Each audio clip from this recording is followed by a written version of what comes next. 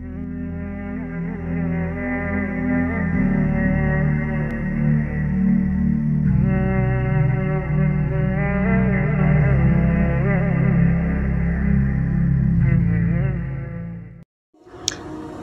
اللہ الرحمن الرحیم۔ پہلا سبق، تلاوت سے پہلے تعوذ پڑھنا۔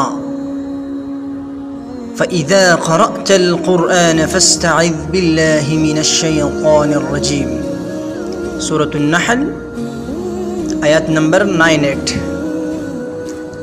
اس آیات کا ترجمہ یہ ہے، چنانچہ آپ جب قرآن پڑھنے لگے تو شیطان مردود سے اللہ کی پناہ مانگ لیا کرے۔ اس حکم پر عمل کرتے ہوئے تلاوت قرآن شروع کرتے وقت اعوذ باللہ من الشیطان الرجیم پڑھنا چاہیے۔ نمبر 2، تلاوت سے پہلے تعوذ پڑھنا۔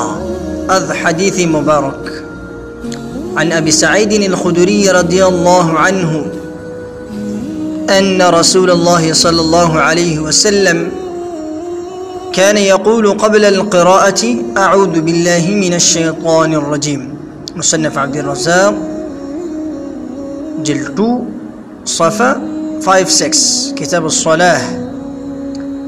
حضرت ابو سعید خدری رضی اللہ عنہ سے روایت ہے کہ رسول اللہ صلی اللہ علیہ وسلم قرات سے پہلے اعوذ باللہ من الشیطان الرجیم پڑھتے تھے۔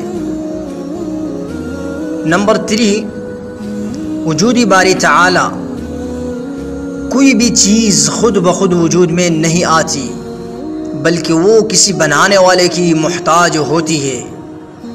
اس لیے اس بات پر ایمان لانا ضروری ہے کہ یہ کائنات بھی خود بخود وجود میں نہیں آئی بلکہ اس کو بنانے والے بھی کوئی ذات موجود ہے اور وہ ذات اللہ تعالیٰ کی ذات ہے۔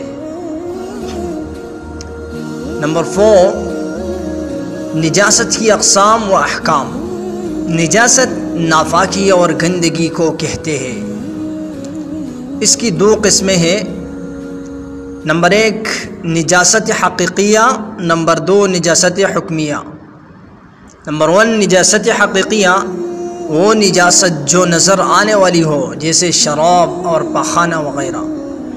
نمبر 2، نجاست حکمیہ، وہ نجاست جو نہ نظر آنے والی ہو جیسے بے وضوح ہونے کی حالات۔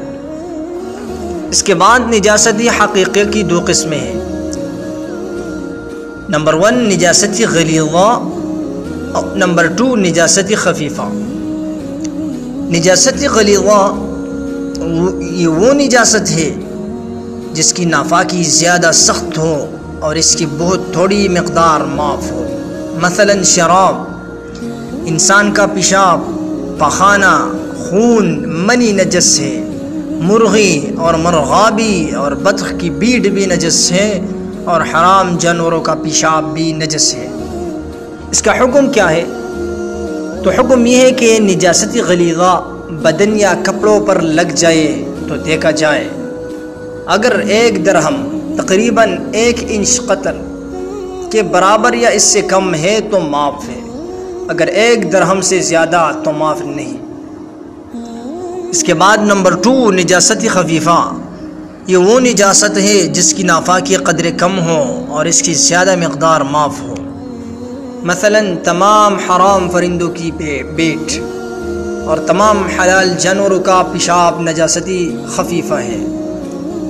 اس کا حکم یہ ہے کہ نجاست خفیفہ کپڑے یا بدن کے چوتھائی حصے کے برابر یا اس سے زیادہ لگی ہو تو معاف نہیں، اگر چوتھائی حصے سے کم ہو تو معاف ہے۔ فائدہ نمبر 1 ہم اس میں ذکر کریں گے کہ نجاست حقیقیہ کو زائل کرنے کی 2 شرطیں ہیں۔ نمبر 1، بدن یا لباس پر جہاں نجاست لگی ہو اس جگہ سے نجاست اتار لے۔ نمبر 2، جہاں سے نجاست اتاری ہے اس جگہ کو اچھی طرح دھو لے۔ فائدہ نمبر 2، اشیاء چونکہ مختلف طرح کی ہوتی ہے اس لیے اگر نجس ہو جائے تو انہیں دھونے کے طریقے بھی مختلف ہیں۔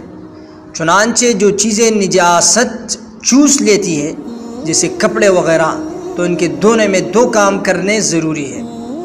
نمبر 1 نجاست کو اتار کر 3 بار دھونا، اور نمبر 2 ہر بار نچوڑنا، یعنی جو چیزیں نچوڑنے سے نہ نچڑے جیسے قالین اور مٹی کے برتن وغیرہ، تو ان کو پاک کرنے کا طریقہ یہ ہے کہ ان کو اچھی طرح 3 بار دھوئے، اور جو چیزیں نجاست کو نہیں چوستی ان کو مٹی وغیرہ سے رگڑ کر صاف کیا جا سکتا ہے، مثلا جوتا، چمڑا وغیرہ۔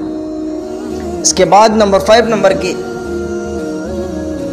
کہ سونے کی دعا، اللہم باسمک اموت و احیا، صحیح البخاری جلد 2 صفحہ نمبر 934 کتاب الدعوات۔ اے اللہ میں تیرا ہی نام سے لے کر سوتا اور اٹھتا ہوں، اللہم باسمک اموت و احیا۔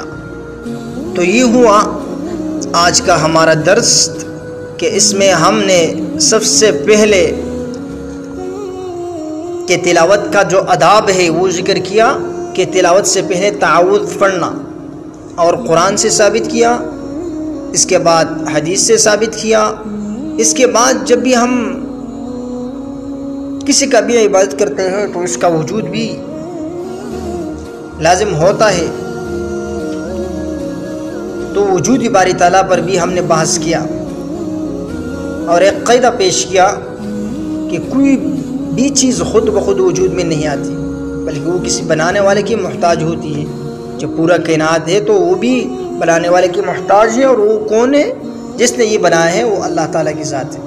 پھر ہم نے نجاست کے احکام اور اقسام ذکر کیا کہ نجاست کس چیز کا نام ہے، پھر نجاست کی کتنی قسمیں ہیں، ایک نجاست حقیقیہ، دوسرا نجاست حکمیہ۔ پھر نجاست حقیقیہ کی 2 قسمیں، نجاست غلیظہ، نجاست خفیفہ۔ پھر ان دونوں کا احکام، پھر اس میں 2 فائدے ہم نے ذکر کیے، پھر آخر میں سورہ کی دعا ہم نے ذکر کیا۔ تو یہ ہو گیا آج کا ہمارا سبق، جو کہ عام مسلمانوں کے لیے جو بھی مسلم ہے کہ اس پہ اتنا علم فرض ہے کہ وہ حلال اور حرام میں تمیز کرے۔